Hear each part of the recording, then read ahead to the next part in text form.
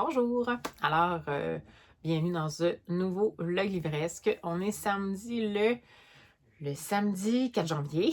Je suis pas encore super habituée à me repositionner dans un calendrier régulier. Alors, ma mini-rentrée est faite au travail. Donc là, j'ai encore 2 jours de congé. Ça va faire du bien. Et me voici donc pour, avec vous, ouvrir cette nouvelle semaine de lecture. Et j'ai 2 trucs dont je voudrais vous parler dès le départ. Donc, tout d'abord, j'ai commencé une lecture en cours. Je tergiversais. Puis là, je me disais, ah, qu'est-ce que je pourrais bien choisir? Puis là, je me suis dit, ça fait tellement longtemps que je l'ai mis dans mes piles à lire. Puis j'avais mis dans ma pile à lire du Golden Challenge. Puis là, je me suis dit, si tu le trouves en audio, pars-le. Puis c'est tout. Donc, j'ai commencé, enfin, après des années d'attente, le premier tome de la série Is Dark Materials de Philip Pullman, donc The Golden Compass. Et voilà. Puis là, j'étais pas sûre au début. Parce que c'est comme du fantasy, mais en même temps un peu sombre, un peu plus complexe. Puis là, avec une héroïne qui est une jeune fille, qui a une créature fantastique qui est avec elle, qui s'appelle un demon. Pour ceux qui ont vu le premier film, en fait, il y a juste un film qui est sorti en adaptation. Moi, je l'avais vu, mais ça fait tellement longtemps que je me souviens plus vraiment c'est quoi l'histoire. Donc, j'étais pas sûre de l'ambiance, je savais pas si ça allait me plaire, ça avait l'air vraiment assez dense. Puis je me suis dit peut-être qu'à l'audio, ça va être trop compliqué. Mais là, finalement, après le début, je me suis obstinée, puis j'ai décidé de continuer, puis ça va très bien jusqu'à maintenant. La preuve, je suis rendue à la page 102. Donc, pour le premier tome, on a juste plus sur 400. Donc, ça se passe très bien. Donc, ça, c'est en cours et c'est ma lecture audio. Ça devrait me faire, je ne sais pas combien de temps ça va me faire, mais je sais qu'à la fin de cette semaine, il y a l'une d'entre vous qui a signalé qu'elle était intéressée peut-être à faire la lecture commune d'un autre de mes livres de ma pile à lire qui est Prospérine, point de Laure. Je me souviens plus son nom. C'est affreux. Bref, il est dans ma pile là. Donc, c'est sûr que ça va être comme ma deuxième lecture, mais je ne sais pas si elle va l'avoir dans ce vlog-ci. Je pense pas que je vais la terminer si rapidement. Laure Dargelos, l'autrice de Prospérine, point. Pour le moment, on va se concentrer sur ça. Impression spontanée. C'est un monde particulier. C'est un monde où, en tant que libraire jeunesse, ça fait longtemps qu'on le voit, que je ne l'avais pas lu, mais que mes collègues le conseillaient. Moi, j'étais moins dans le fantasy fantastique. Puis, c'est une histoire qui est habituellement aussi dans le rayon adulte. Puis, je comprends dès le départ pourquoi c'est le cas. On n'est pas dans du... Il n'y a pas de scène de olé, absolument pas. Mais c'est un monde qui est quand même assez sombre. Et c'est une espèce de monde dans lequel c'est pas une uchronie, mais c'est comme si un peu, dans le sens que c'est un monde où la papauté aurait été éliminée. Puis, il y a comme différentes structures qui ont été pour prendre le pouvoir, qui se sont mis en place.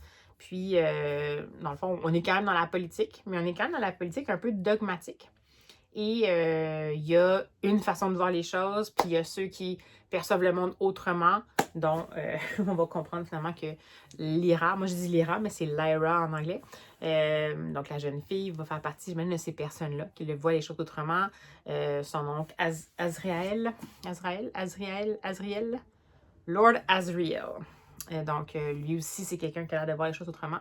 Mais pendant tout le début, même après, c'est une histoire où on peut se fier, on dirait, au personnage de Lyra, mais on ne peut pas se fier à personne d'autre. On dirait que tout le monde a l'air gentil, pas gentil.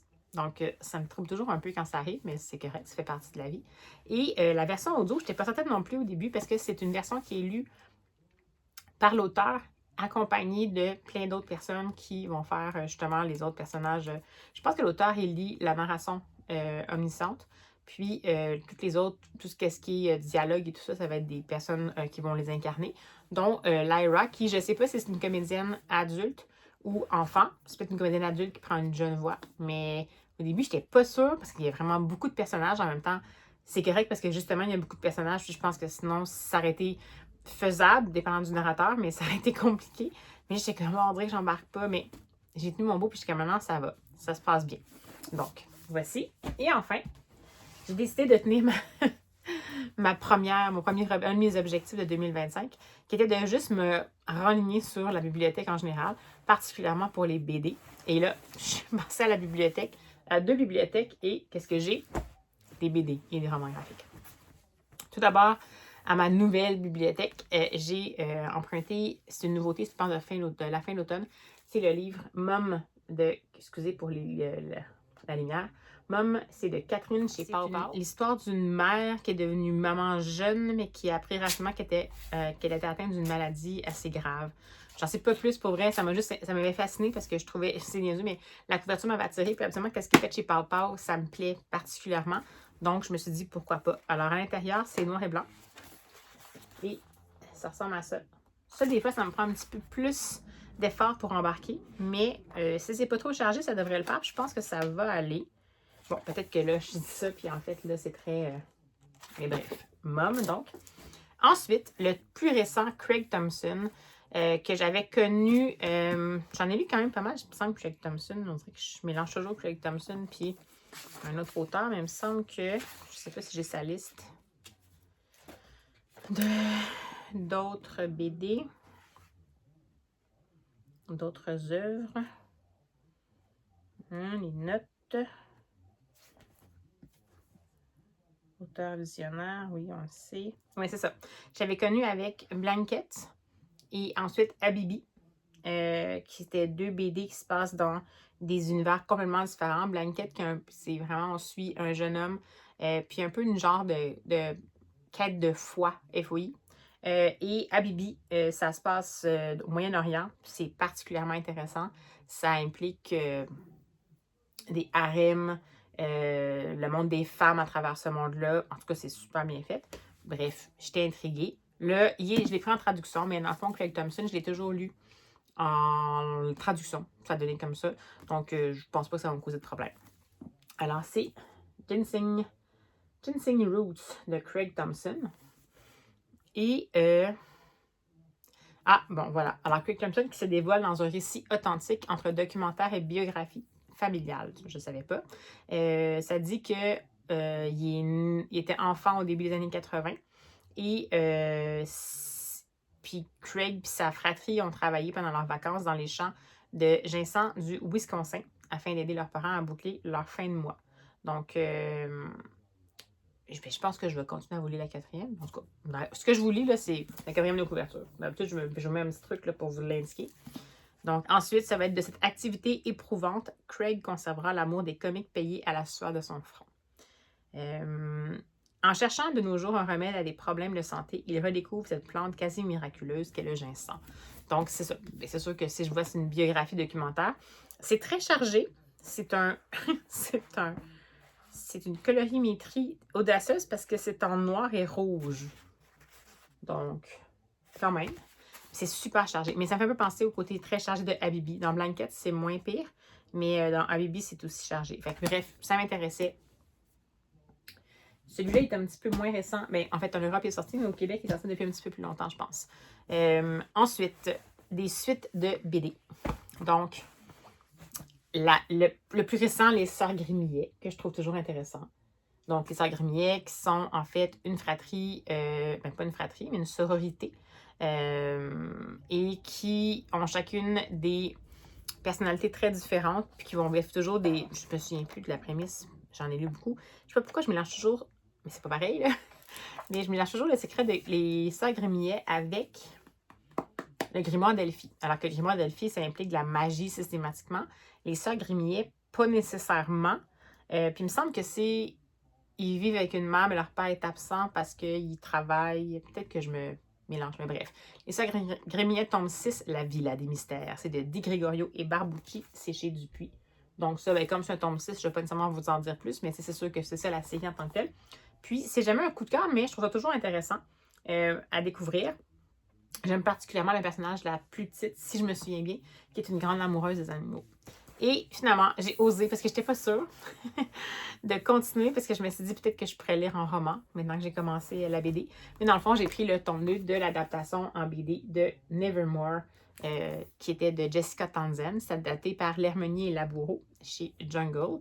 Et ce que j'avais comme cru entendre parmi les booktubers qui ont lu Nevermore et qui avaient lu aussi l'adaptation en BD, ils ont dit le tome 1 est excellent, le tome 2, c'est comme encore une partie du tome 1 dans la série des romans. Puis là, ils se disent, mais là, à un moment donné, est-ce qu'ils vont réussir à tout garder c'est quand même l'adaptation de gros romans épais. Est-ce qu'ils vont être trop obligés de couper, puis ça va devenir moins intéressant d'avoir l'adaptation BDS? C'est ce qui m'a fait un peu hésiter. Mais bon, vu que pour le moment, je ne suis pas partie pour lire les romans pour le moment, je me suis dit que j'allais quand même pas me priver de ça. Et dans le fond, Nevermore, ben c'est ça, c'est qu'on va suivre Morrigan qui est dans un monde où, à un certain âge, il y a quelqu'un qui... je me souviens plus c'est quoi là, mais il me semble que c'est à un certain âge, il y a une personne par génération qui doit mourir pour que le restant du monde continue. Puis dans le fond, on va suivre Morrigan qui, elle, apprend très tôt qu'elle va faire partie de ceux-là. Mais juste avant son anniversaire, elle va se faire comme, entre guillemets, enlever. Puis on va l'inviter à potentiellement... étudier dans la prestigieuse société de Nevermore. J'espère que je le résume comme il faut. Donc voilà, j'aimais beaucoup les visuels de cette adaptation-là. Je trouvais qu'il était intéressant. Il y a comme une texture super intéressante aux illustrations. J'ai oublié de vous montrer l'illustration des sœurs Grimillet. Ça, voyez-vous, c'est un petit peu moins mon genre. Ça fait comme un peu trop, peut-être, travailler à l'ordi. C'est correct, là, c'est pas un jugement, mais moi, ça vient moins me chercher. Puis Mom, je l'avais montré ou pas? Je me souviens plus. Je pense que oui. Alors, voilà. C'est comme ça qu'on commence la semaine livresque avec un bon gros segment, juste pour être sûr d'avoir bien des bonnes provisions. Alors, ben, sans plus tarder, allez, on poursuit le tout. Hello! Alors, c'est mon accoutrement super stylisé pour... la mini sortie d'aujourd'hui. Je savais pas que j'allais pouvoir le faire parce que je me suis comme un peu bloqué le dos hier, mais ça va mieux aujourd'hui. C'est juste que là, aujourd'hui, il fait moins 15 température ressentie, moins 23. D'où, c'est ça, ma protection de face. Il y a une petite fuite ici, là, je vais essayer d'arranger ça. Fait que j'ai décidé de faire une sortie quand même, mais moins longue. Puis dès que j'ai commencé à avoir un peu froid, j'attends pas, puis je reviens. Alors voilà, je vais vous montrer mon super style mannequin trop habillé. Ah!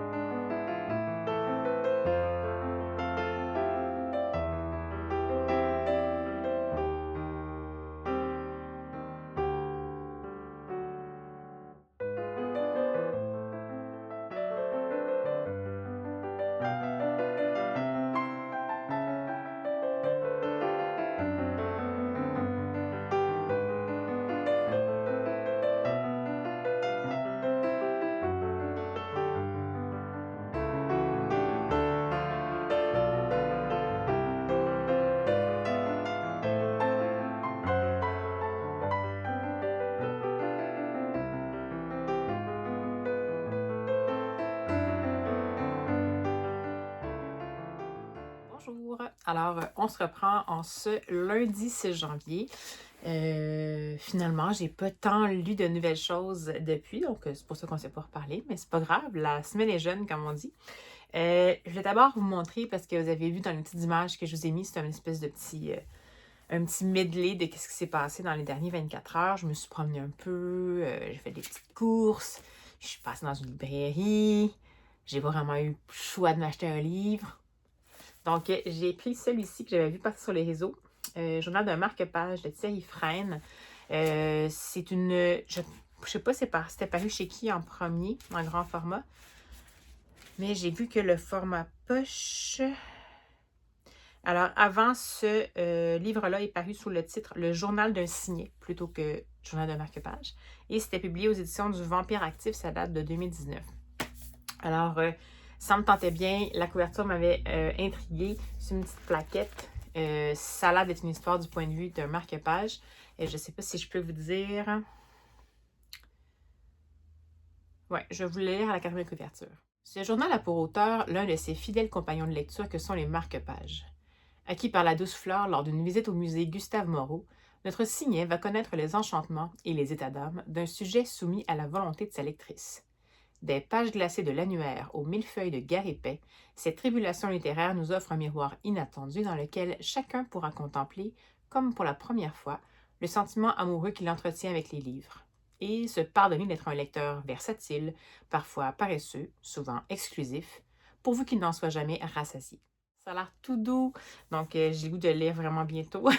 Je ne sais pas si je vais y arriver, mais ça faisait longtemps que je l'avais prévu dans ma liste de souhaits, puis je me disais, je vais attendre un peu encore. Mais celui-là, j'ai décidé de le faire. Là, ça fait partie des choses dont je vous disais pour lesquelles j'allais réfléchir. D'autant plus que vous avez vu que j'ai fait un mini-ménage. Ben, vous avez vu, bon, moi et mon pointage à l'envers. Donc, la pile qui est là, ça va être à mettre dans des boîtes à livres. Donc, j'ai à peu près 40 livres que j'ai retirés de mes étagères en arrière. Et j'imagine qu'il pourrait en avoir d'autres. Et la majeure partie des livres que j'ai retirés, c'est des livres en version originale que je commande dans la fameuse place, comme je vous disais, la librairie, pas la librairie, mais le site de vente canadien qui vend des fins de ligne de librairie. Et c'est la plupart du temps des livres que j'ai vraiment envie de lire, d'un auteur ou d'une autrice que j'ai jamais lu, mais dont j'ai beaucoup entendu parler et que j'ai l'opportunité, sur lequel j'ai l'opportunité de mettre la main. Et c'est pas que je vais pas éventuellement les lire, mais ça finit par s'accumuler. Puis c'est vraiment ce que je vous disais, c'est que c'est des livres que potentiellement, ça va être un essai. Je suis même pas certaine à 100% que je le conserverais si je le lisais vraiment. Puis la plupart du temps, soit je vais le prendre dans la bibliothèque en numérique ou en livre audio. Donc, ceux que j'ai retirés, c'est ceux que de toute façon, je me doutais que ça serait un bon moment de lecture, mais pas nécessairement un moment mémorable. Ça tentait juste de l'avoir sous la main. Donc, ceux-là, je les ai déjà fait partir parce que de toute façon, je ne les aurais potentiellement pas gardés. Mais donc, vous voyez, c'est quand même une grosse quantité. Là, c'est pas dans les derniers mois, là, ça fait c'est quand même un bon moment que je n'ai pas fait de ménage. Mais ça va un peu dans le sens de ce que je voulais faire aussi dans mes objectifs un peu de cette année. C'est-à-dire que c'est pas tant ne plus acheter, mais juste comme acheter mieux. Bon, évidemment, il y a encore un colis qui s'en vient, là, donc, mais c'est la plupart des choses que je voulais, comme je collectionne les Agatha Christie, sans surprise, en version originale, mais avec juste comme des couvertures un peu vintage. Fait que c'est juste ceux-là absolument que j'achète. Donc, sur la commande que j'ai faite, c'est ce que j'ai. La plupart, en majeure partie, c'est ce que j'ai. Donc, ça va soit être des auteurs dont je sais que je vais absolument lire les titres, comme le plus récent, Sarah Nisha Adams, que c'est une autrice dont j'ai vraiment beaucoup aimé la première œuvre que j'ai lue de sa part et que je me suis dit, ben, je sais que de toute façon, je vais sans doute le garder après aussi. Donc, ça m'a quand même permis de faire une petite réflexion. Mais bref, ça se poursuit tout ça, puis je vous tiendrai au courant. Mais c'est pas dans le sens négatif, je m'attendais à ce que ce soit ça. Mais j'ai décidé d'y aller vraiment intensément, puis de garder vraiment juste des choses que je suis presque certaine que je vais lire. Il y a aussi des livres en français européens que j'avais souvent trouvés en boîte à livres que j'avais pris au cas, mais dans le fond, c'est des choses que, oui, c'est bien de sortir de ma zone de confort, mais il y a des livres que j'ai juste pris parce que ça avait l'air chouette d'avoir ça dans ma bibliothèque au cas où. Puis, dans le fond, si j'ai même pas si j'ai pas vraiment un point d'intérêt qui va paraître là par rapport à un aspect du livre ou de l'auteur ou du sujet, ben je trouvais que c'était pas nécessaire que je les ai. Donc, je continue à les faire recirculer tout simplement. C'était ma petite mise à jour. Sinon, j'ai lu, en fait, je l'ai lu il y a quelques jours, mais je ne savais pas quand j'allais vous en parler. Donc, je me disais, est-ce que je vous en parle ou pas? Mais je vais vous en parler le mieux que je peux. C'est le fameux petit opuscule que j'avais pris dans les derniers vlogs, vous l'aviez vu, à ma nouvelle bibliothèque qui s'appelle Iceberg. Et celle-ci, c'est le mot iceberg en inuktitut. Et c'est de Michel Hellman. C'est une réédition publiée chez Lois de Cravant, mais c'était paru au départ à compte d'auteur.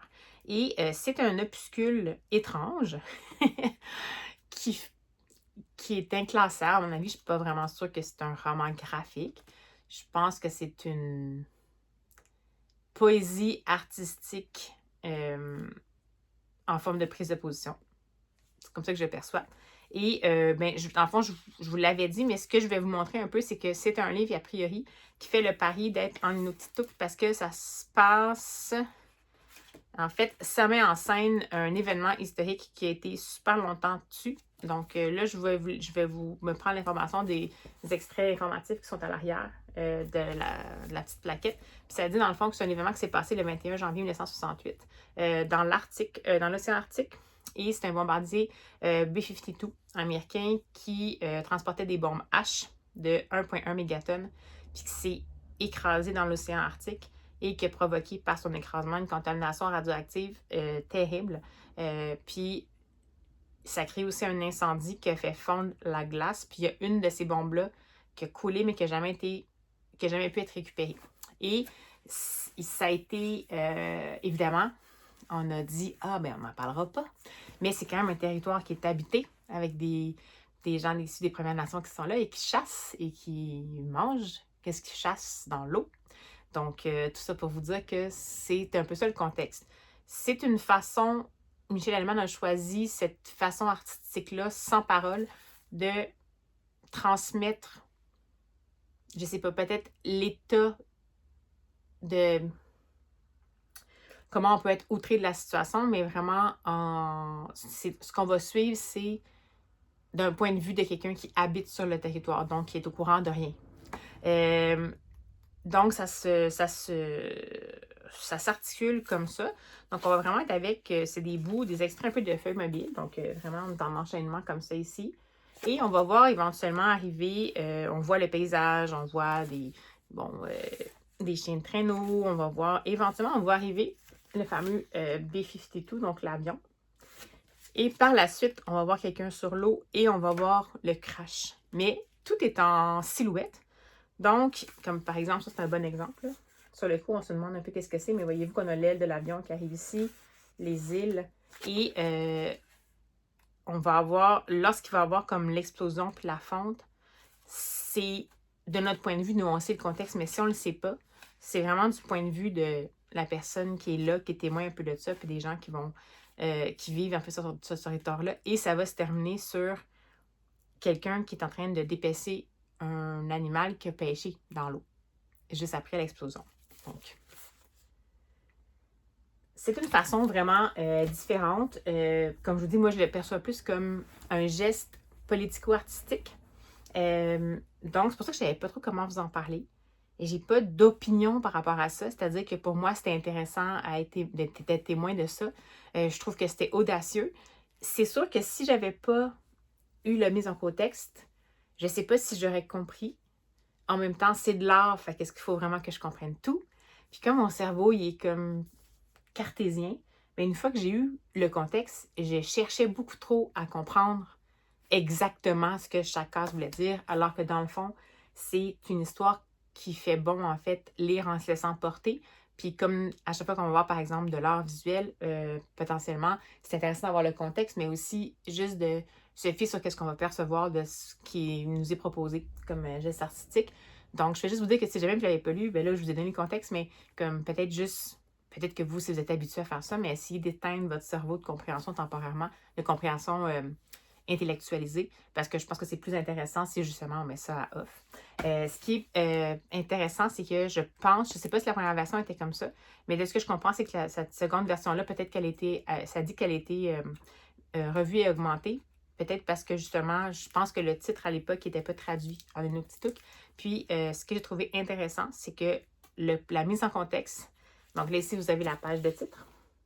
Et la mise en contexte dont je vous ai parlé, je vous ai montré qui était à la fin du livre, donc on a un côté en français, un côté en anglais, mais la mise en contexte originale est en Inuktitut, uniquement.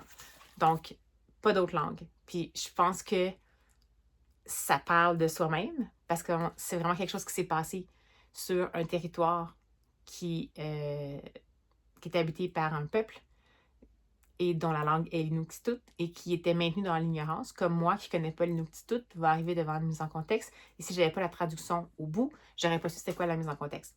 Donc moi, je trouvais que c'était un très beau... Je sais pas si c'est ça qui a été pris comme initiative chez Lotte Cravant, mais c'est vraiment une super belle idée parce que ça désarçonne au départ. On est comme, mais voyons, je comprends pas. Mais c'est exactement ça, potentiellement, le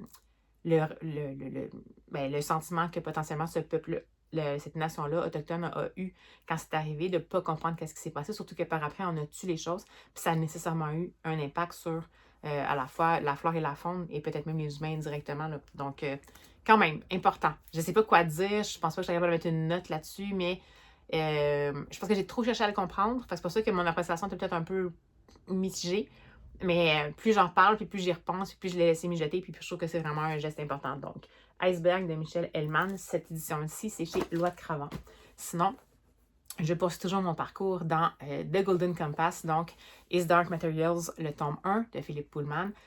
Et je suis bien prise dans l'histoire et on est vraiment quand même dans des codes assez typiques du fantasy.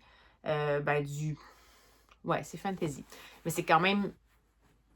Ouais, je sais pas quoi dire. Mais oui, je pense que c'est du fantasy. Dans le sens où on est quand même avec des humains. On n'a pas encore rencontré de magie, mais en même temps, il y a le principe des démons, une espèce de animal totem spirituel qui accompagne une espèce d'âme qui est un peu de double de la personne. Et ça fait partie de la société, tout le monde accepte ça. Mais sinon, pour le restant, ça semble être une société relativement similaire aux nôtres, mais peut-être avec un petit peu plus, là, dans le fond, un milieu qui est un petit peu plus hiérarchisé, puis très, comme je vous disais, dogmatique. Donc, on a vraiment le grand pouvoir qui est comme une espèce de pouvoir pseudo-religieux. La science est là, mais si elle dérange trop le pouvoir, c'est vraiment compliqué. Puis la fameuse Lyra, ben, c'est comme dans beaucoup d'histoires de fantasy, bien évidemment, elle est orpheline. Le seul contact qu'elle a, c'est avec son oncle Azriel. Azriel, je sais pas pourquoi, j'ai de la misère à dire son nom. Elle a été élevée par une famille trouvée, donc des gens qui étaient en fait pas une famille, mais qui l'ont élevée puis qui l'ont accompagnée et tout. C'est une rebelle dans l'âme. Elle n'a pas froid aux yeux, elle veut tout comprendre et tout savoir. Et lorsqu'il va arriver un événement en soi, qui va faire en sorte qu'elle pourrait être amenée à avoir à quitter l'endroit où elle est depuis qu'elle est toute petite, un peu de force, et dans un contexte où, à travers le pays, les enfants disparaissent et entre les lignes, on comprend que ils subissent pas nécessairement des traitements super intéressants, vont servir potentiellement de cobayes pour des tests qui sont en lien avec ce qu'on appelle la poussière, mais en lien avec des éléments, des particules fondamentales, des éléments fondamentaux, des particules élémentaires, je vais l'avoir. Donc, qui semble être quelque chose de majeur par rapport à l'équilibre des pouvoirs, justement, politiques et religieux. Donc, Lyra, qui, bien entendu, a le côté très classique de la jeune héroïne sans parents, indomptable, qui va jamais vraiment écouter les consignes et finalement faire à sa tête, va finir par, bien entendu, être impliquée là-dedans et va comprendre que finalement, quand je vous disais que personne ne peut s'y fier, ben, c'est un peu un monde comme ça, en effet. C'est un monde où on peut se fier à personne. Puis ça s'est vérifié dans les prochaines pages que j'ai lues. Et en même temps, il y a des gens qu'on va rencontrer qu'on trouve super intéressants, puis on espère juste que ça ne va pas finalement s'avérer être des gens qui vont trahir notre confiance. Là, l'aventure est vraiment bien lancée. Et on sent qu'elle s'apprête à faire encore un saut dans l'inconnu, malgré les recommandations de précaution de ceux qui l'entourent. Et ben c'est ça. Donc à date, j'aime beaucoup. Je ne sais même pas si je vais être capable de ne pas enchaîner les 3 tomes parce que je pense qu'à date, ça me plaît bien. Je peux comprendre pourquoi il y a eu des réserves au départ. C'est quand même un environnement qui est très, comme je vous dis, c'est sûr qu'on est quand même dans le dogme religieux, politique, remise en question un peu de la science. Je ne sais pas jusqu'où ça va aller. Puis il n'y a pas beaucoup de tolérance par rapport aux espèces différentes, donc aux gens différents. Donc, si je me souviens bien, il y avait eu, je crois, dans mes collègues m'avaient parlé qu'il est dans le tome 3, il y a vraiment quelque chose de plus comme génocide, entre guillemets. Peut-être pas génocide, mais ce qui a été un peu le fondement avec ce qui s'est passé à la Seconde Guerre mondiale, d'une race suprême et tout ça. Donc ça, bon, je pense que ça avait créé vraiment des remous. Mais peut-être que ça, c'est juste ce dont je me souviens qu'on m'a dit. Tant que je ne serai pas rendue là, je ne pourrais pas vous en parler. Mais pour le moment, je le prends tel quel, puis je verrai pour la suite comment je me positionne par rapport à ça, si j'ai à me positionner. Alors, sur ces bonnes paroles, je continue ma petite journée et ben, je reviens quand je peux.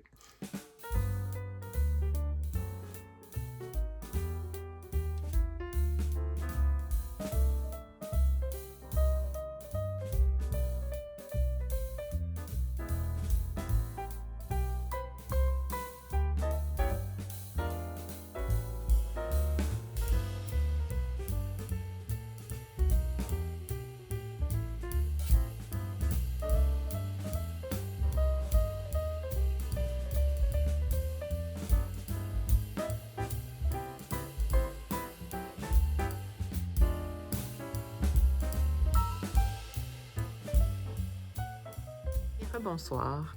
Alors, me voici, j'attends mon amoureux pour le souper, puis là, je me suis rendu compte que j'avais emprunté un livre numérique à la bibliothèque, puis en fait, c'est un livre que j'avais finalement réservé, j'étais en attente pour l'avoir en version papier, mais dans le fond, c'était peut-être pas nécessaire.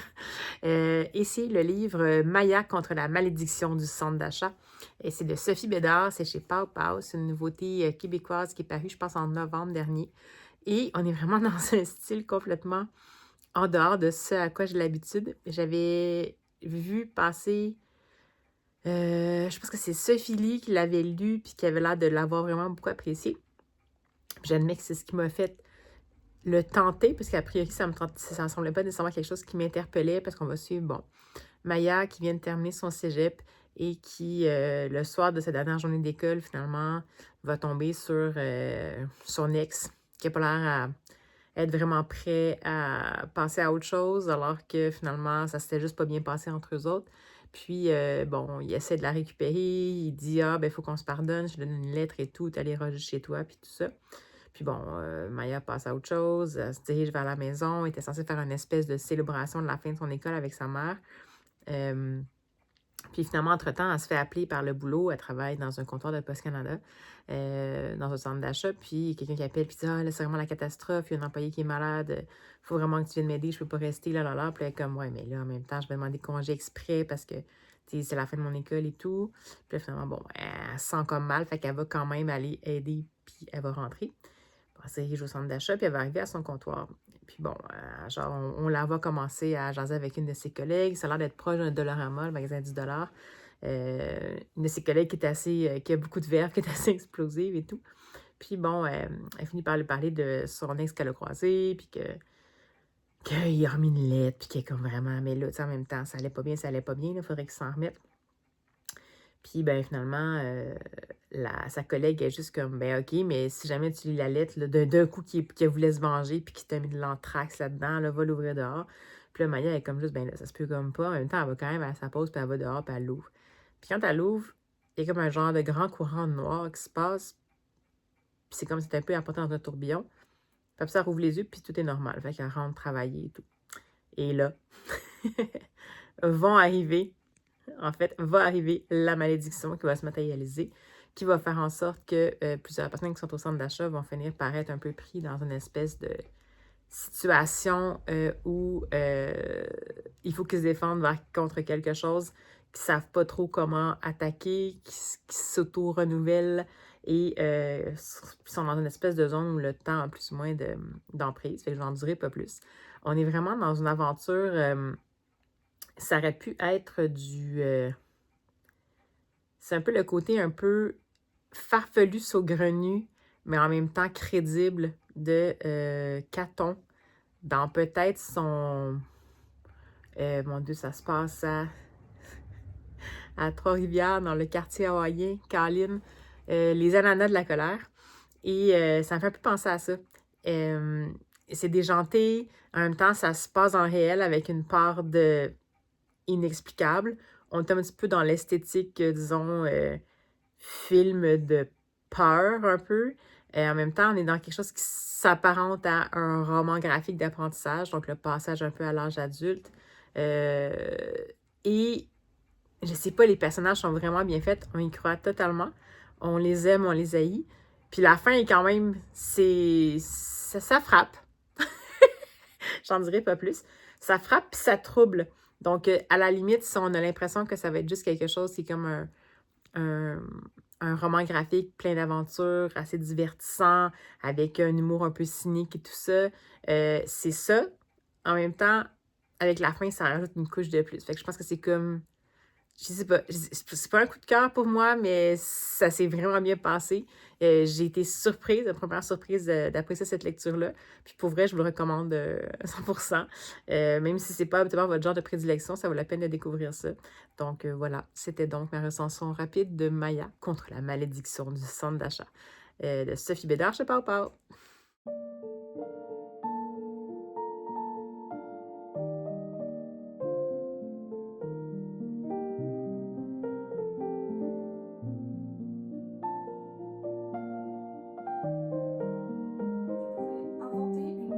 Histoire, réécriture du personnage de Peter Pan, avec un enjeu par rapport à son ombre, par rapport à tout le royaume, le capitaine Crochet, la fée Clochette, bref, tous ces personnages finalement qui sont très importants. Avoir cette imagination-là et donc faire avancer cette histoire-là, et autant la gâcher avec ces scènes.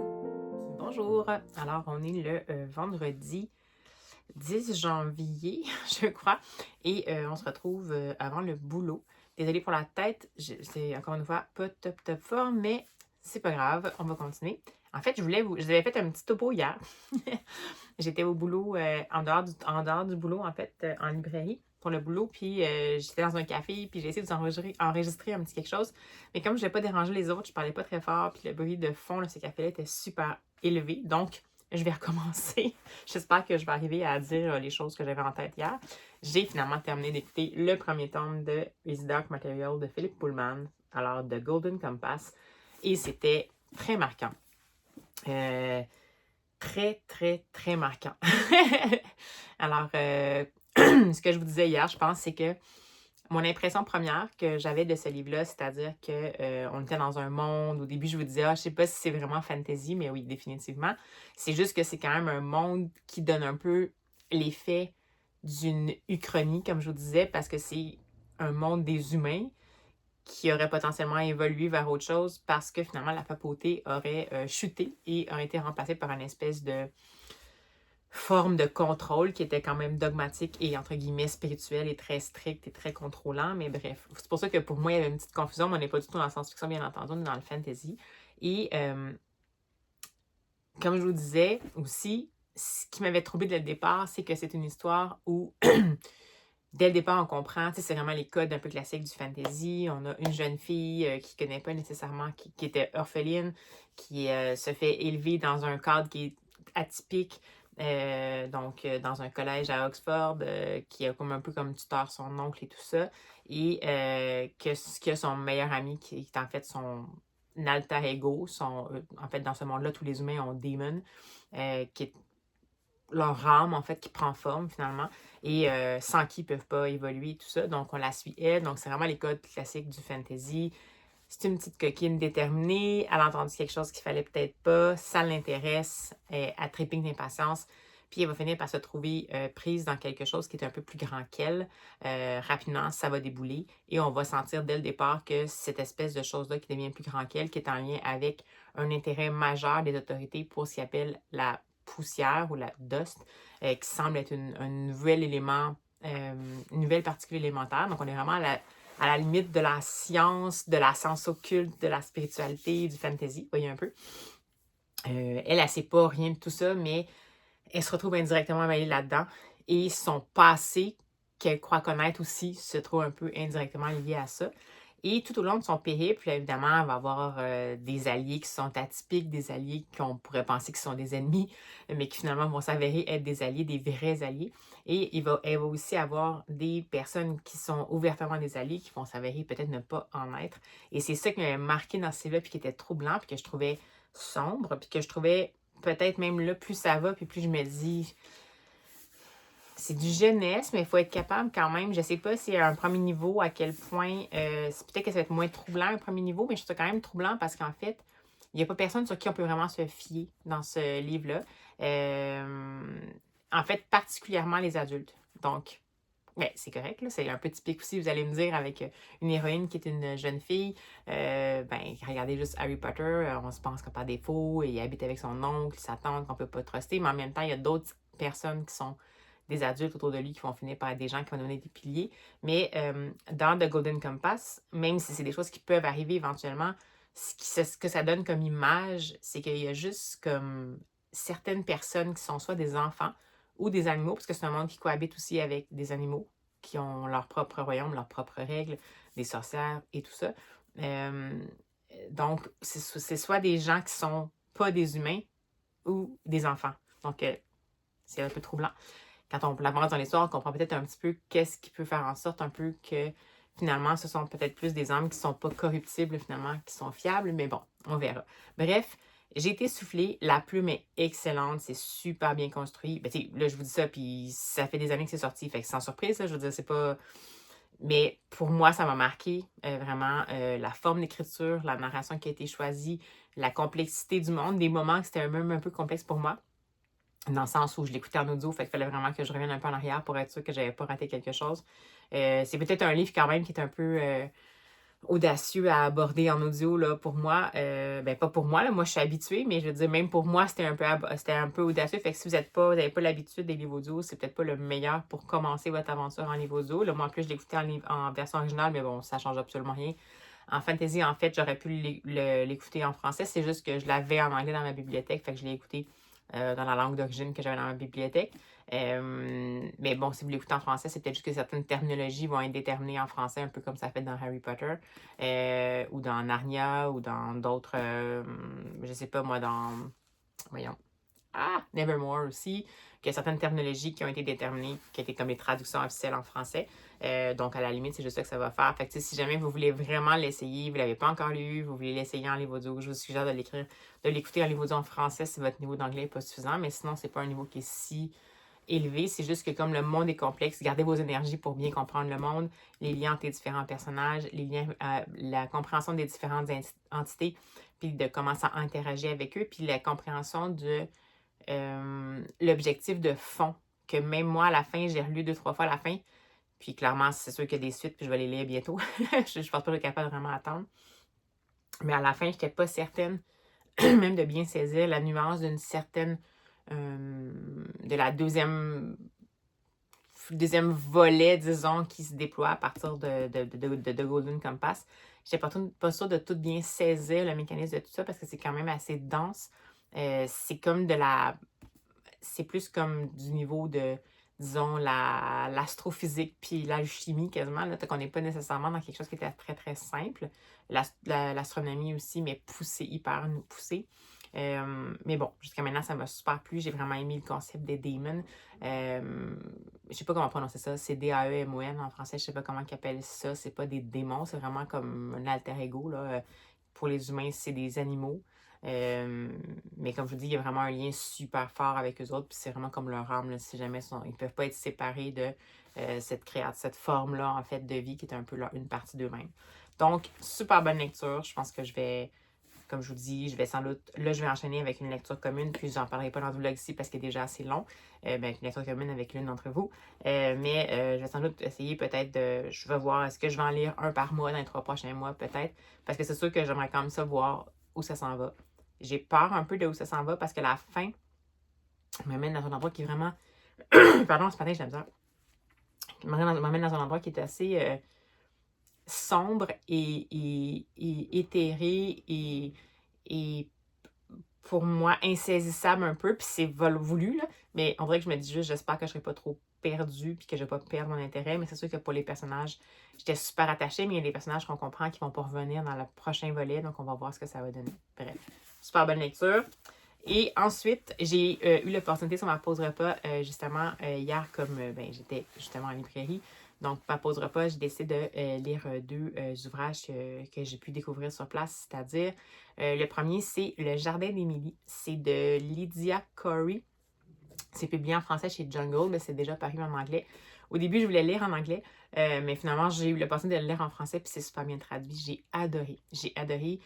C'est une histoire qui parle en fait de l'enfance, disons, pas l'adolescence, mais ouais, peut-être l'adolescence plus d'Emily Dickinson, la poétesse américaine qui a eu une vie particulière, qu'on a nommée poétesse américaine parce que la plupart de ses œuvres ont été publiées de façon posthume par sa famille, mais en fait, c'est une poétesse qui ne tenait pas à être publiée, qui écrivait avec une forme très particulière de versification et qui n'était pas en forme haïku, mais presque, c'était très ciselé.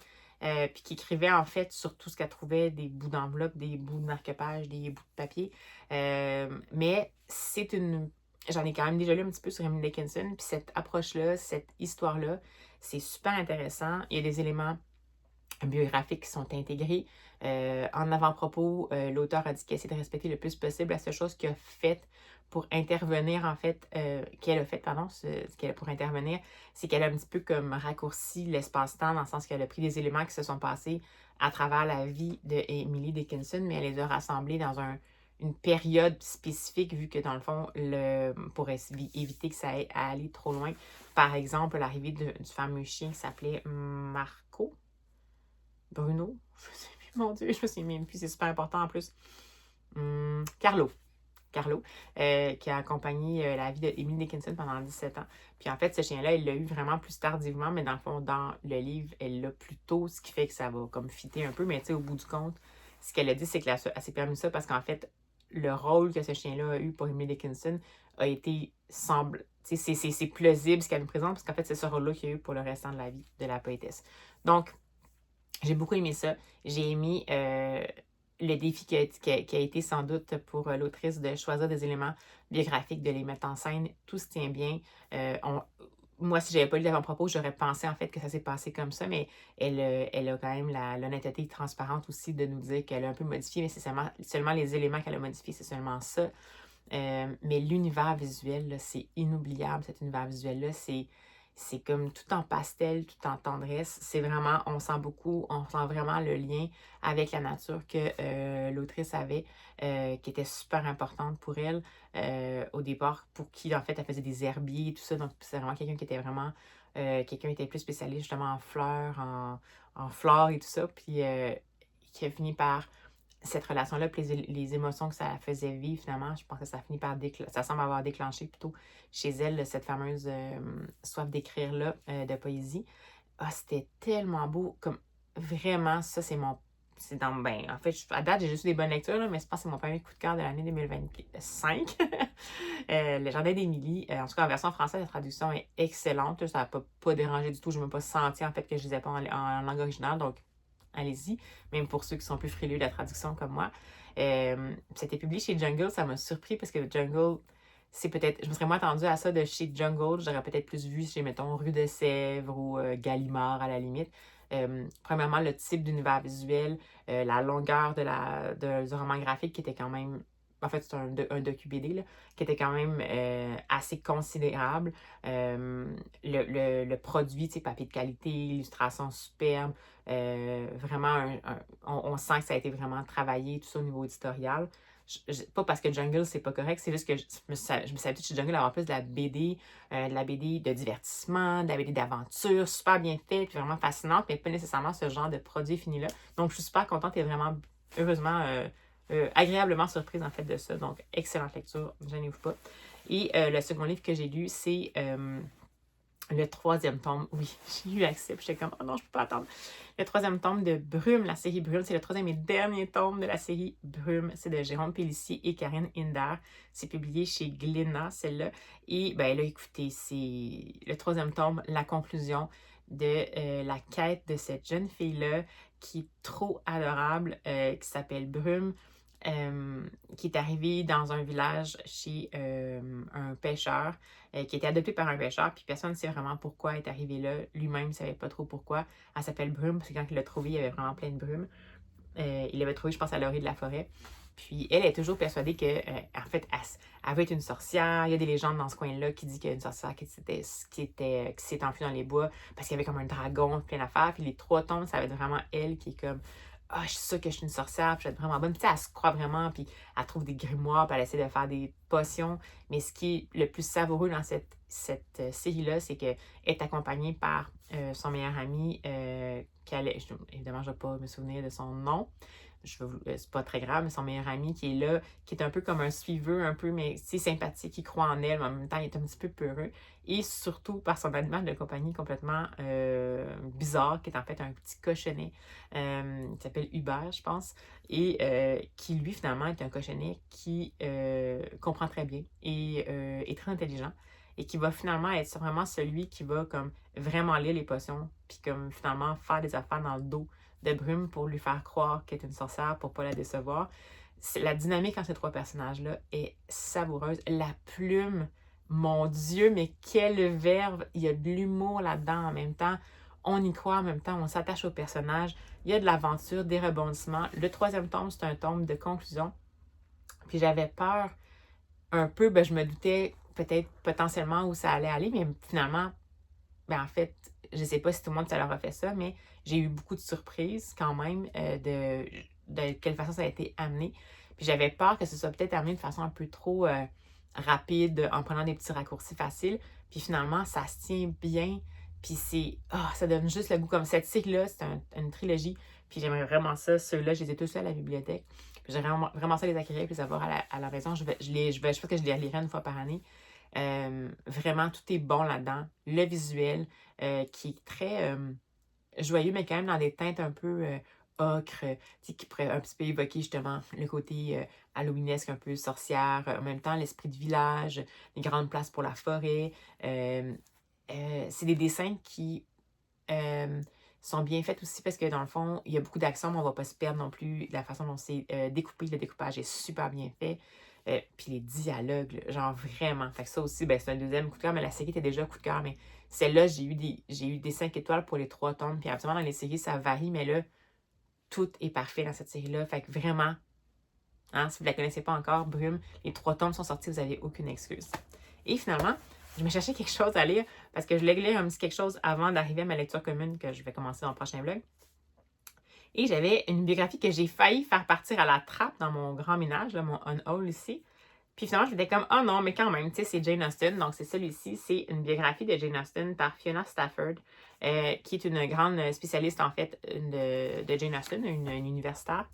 Puis, j'en avais jamais lu. J'en ai à la maison. Je les ai pas lus. J'avais lu un peu sur la vie de Jane Austen, mais pas beaucoup. Puis, évidemment, vous savez, si vous connaissez Jane Austen, vous savez que la vie de Jane Austen est très secrète. C'est-à-dire que c'était pas... Il y a seulement les comptes rendus de son frère, Henry, qui avait été fait. Puis Cassandra, sa sœur, a pas mal tout détruit les correspondances qu'elle avait. Je pense peut-être juste pour garder ça un peu pour elle et tout. Donc, on n'a pas beaucoup de correspondances que Jane Austen a écrites, peut-être plus à des gens qui sont à l'extérieur de la famille. Donc, c'est sûr que depuis toujours, les grands littéraires, les grands rechercheurs ont essayé de recréer un peu c'était quoi sa vie.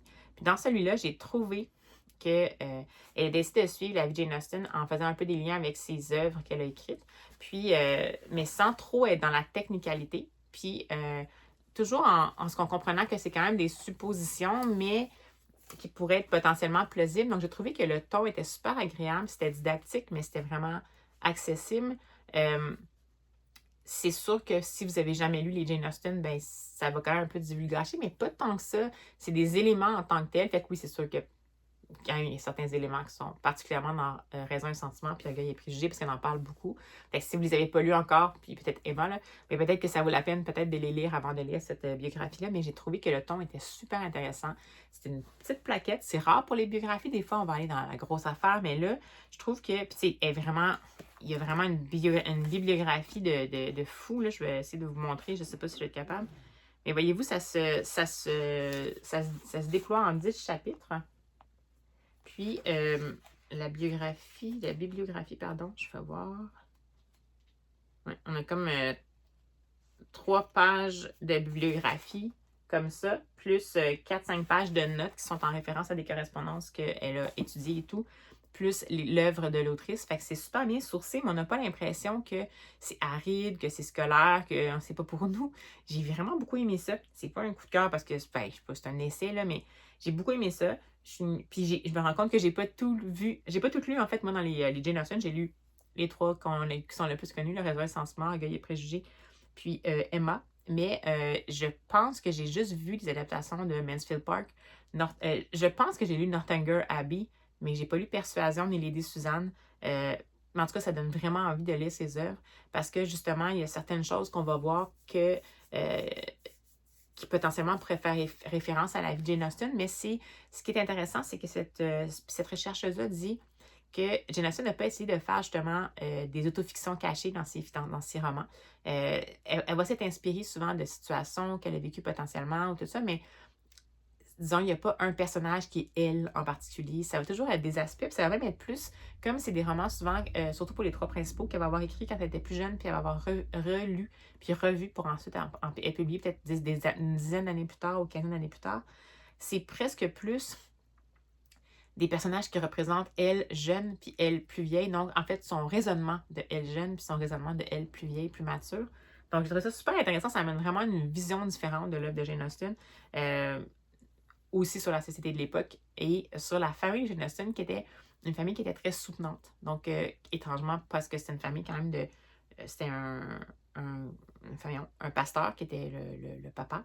Et, mais par contre, qui était très, tu sais, la littérature à la maison, c'était super présent. Il y avait des romans. C'était pas comme le diable d'avoir des romans à la maison. Puis, toute la famille de Jane Austen a quand même bien soutenu ses efforts littéraires, ce qui était quand même pour l'époque très peu courant. On parle quand même de la fin du 18e, le début du 19e siècle. Donc, c'était pas nécessairement connu. C'était pas nécessairement absolument les femmes à cette époque-là, il fallait qu'ils se marient, puis c'est tout. Puis en plus, que Jane Austen ne s'est jamais mariée. Bref, j'ai vraiment beaucoup aimé ça. Super beau petit tour d'horizon. Je trouve que c'est bien complet. Puis oui, ça donne envie de lire l'œuvre en tant que telle, puis peut-être des fois de lire des correspondances, mais on n'a pas l'impression qu'on soit là avec juste un survol. En même temps, on n'a pas l'impression d'avoir été assommé par trop de données. Bref, pour moi, c'est un dosage qui était parfait. Puis, ben voilà. Alors, ben là, avant de continuer à faire, encore une fois, un vlog à rallonge, puis comme mon chat ici, que vous voyez faire ça ici, c'est parce qu'il y a des oreilles, là, bien sûr, puis quand elle me griffe en même temps, donc c'est super agréable. Donc, je vais clore le vlog ici. J'espère que ça vous a plu cette semaine-ci avec moi. Ben, n'hésitez pas à me mentionner en commentaire si vous avez des lectures de début d'année. Ça serait le fun. J'aurais hâte de voir si vous avez commencé à lire déjà finalement. Par quoi vous avez commencé à lire. Est-ce que vous êtes surprise? Est-ce que c'est quelque chose que vous... Est-ce que c'est un type de roman ou de livre plutôt que vous lisez à chaque début d'année? Puisque vous êtes dans un mood où pour vous, ça fait aucune espèce de différence. Puis c'est juste un enchaînement de lecture. Bref, allez-y, ça va me faire plaisir de vous lire. Et puis ben voilà, d'ici à ce qu'on se revoit, je vous souhaite des superbes lectures. Puis on se dit à la prochaine!